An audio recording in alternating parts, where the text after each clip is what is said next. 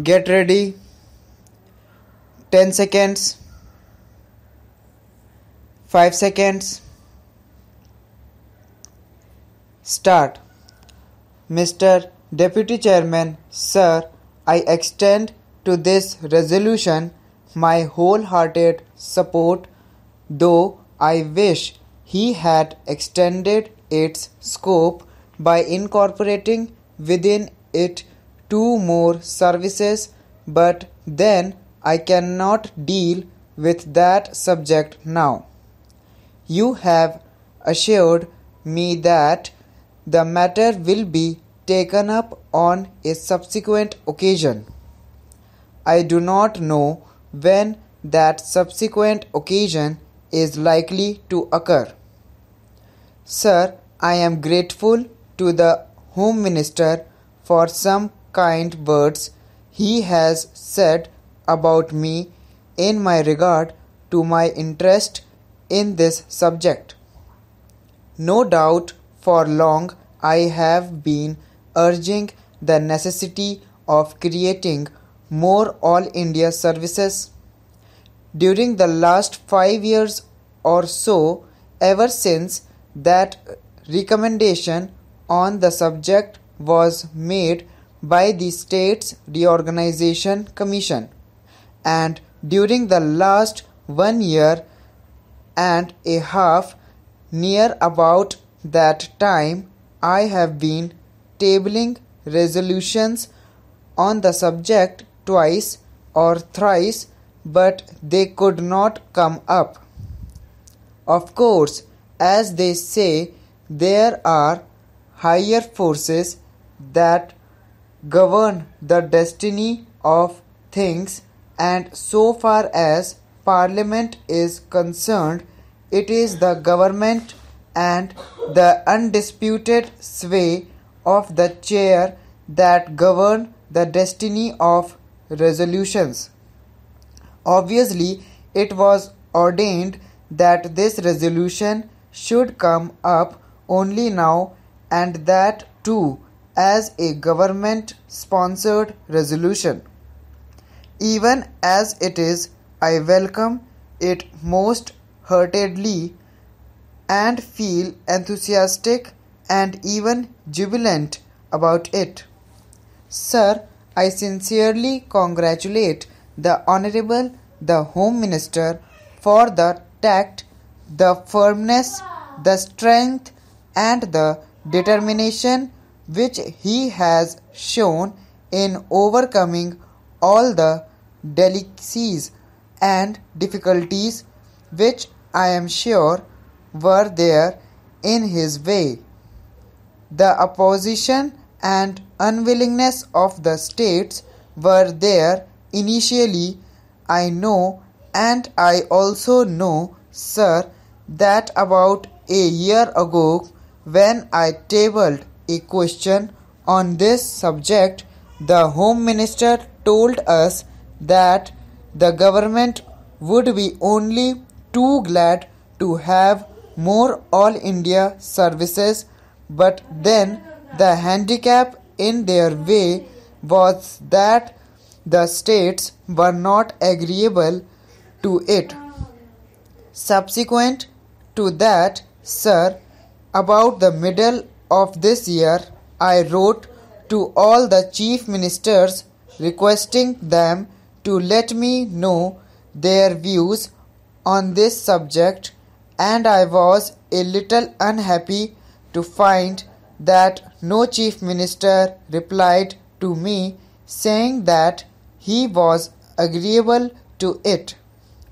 One or two of them especially said that they were against it. So all these difficulties were there in the way of the Home Minister. But I find that by his persuasion he has been able to win over all the chief ministers who, in the conference immediately preceding the last one, agreed to it in principle, and in the subsequent conference they agreed to it, it appears obviously in toto, and hence we have before us this resolution supported by the chief ministers of all the states. Sir, for that I want to congratulate most sincerely and heartily the Honorable the Home Minister. Now, sir, so far as the merits of this resolution are concerned, I do not think it is necessary for me to elaborate on them because during the last 4 years or so, ever since the publication of the report of the States Reorganization Commission, many eminent men all over the country, eminent administrators and persons who had experience of administration, including the retired Comptroller and Auditor General, were of the opinion that more All India services should be created. Our Honorable the Prime Minister as also our Vice President have on more than one occasion expressed themselves definitely in favor of having more All India services. Last year, sir, about the month of October, when addressing the Indian Police Service officers when they were going out after having had their training for a year, he expressly said that if national integration was to be maintained, it was necessary to have more All India services. That being so, I think there is not much need for us to emphasize the necessity and the utility for having more All India services. Sir, in the interest of efficiency and also in the interest of integrity, it is absolutely necessary that we should have these three All India services as also some others. The major problem these days before us is that successful implementation of the development programs has to be carried through. It is not enough that we should have big schemes.